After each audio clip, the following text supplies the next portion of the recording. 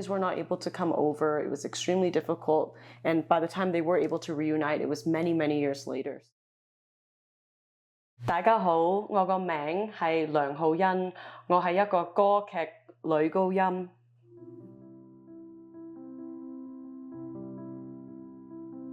My parents actually still call me to this day Amoy, which stems from, well, I have an older brother, and Mui is, Mui actually is younger sister. So my parents just, I don't know, I think they've shortened it, and now I'm Amoy. Currently, I find myself singing along to Dancing with Your Ghost by Sasha Sloan. She is one of my favorite artists right now, and I love that song. More music became a big part of my life when I was only about 4 years old, because my mom enrolled my brother and I in music lessons. She let us pick what we wanted to play, whether it was piano, violin, and because my brother already was playing violin, I loved to copy him, so I also picked up the violin. As I took violin lessons growing up, I also ended up singing in some of the school musicals, and my mom saw me perform one day and she was like, "Oh, it seems like you really love singing." So I gave it a shot, and it turns out my voice teacher only taught classical singing, and I didn't even question it. I didn't think twice. I was only, I think at this point, 11 or 12 years old, singing in German, Italian, and I never questioned it.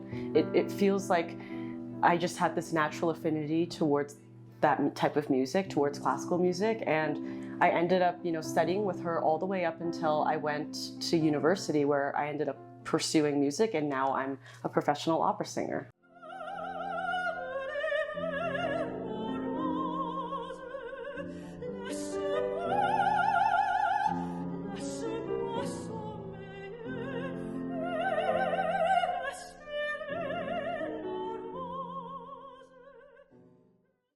My parents and my brother, we all have been very supportive of one another, especially in my pursuit of being a singer and being a musician. I do think, kept both of our interests in mind. They always supported us, and especially for myself, pursuing, the operatic career, which is very unconventional for most families.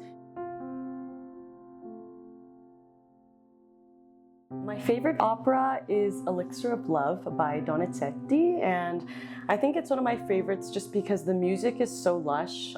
It really embodies the bel canto style of music. I'd love to explore the 19th century. Some of my favorite opera composers actually are from that period: Puccini, Bizet, a lot of the bel canto composers, and it would be so interesting to see how they came up with these pieces, how the audiences received their compositions at this time. So I was born in Toronto. My brother and I were both born in Toronto. My dad was born in Guangzhou and then moved to Hong Kong and then immigrated to Canada in the 80s. So my great-grandfather was born in 1891, and he immigrated from China to Canada in his early 20s. So that would have been, the early 1900s. And during this time, he was required to pay a $500 head tax for being Chinese and for wanting to come to Canada. It was an extremely difficult time to be, not only alone in a country, but to be actively discriminated against, to have a head tax imposed on people that were coming from your place of origin. It really meant that the government and everybody around was actively supporting this anti-Chinese sentiment. So it was, I don't even think I could imagine how difficult it was for him. In terms of just the everyday life, though, my great aunt was explaining how he and his other, friends or the other immigrants that he met, they would have to basically travel in packs if they ever wanted to leave Chinatown, because there was always this fear that they may be attacked or stoned by other people. And my great aunt told me that when she eventually was able to come to Canada after the Chinese Exclusion Act was lifted, she met this, what she calls an uncle, and he had this huge scar on his forehead, and she was wondering, how did that happen? And he explained that when he was leaving Chinatown by himself and walking to what's known as New Westminster in Vancouver now, he was attacked by a group of people and completely stoned, and it like broke part of his skull. So he now has, he had this permanent scar from that attack.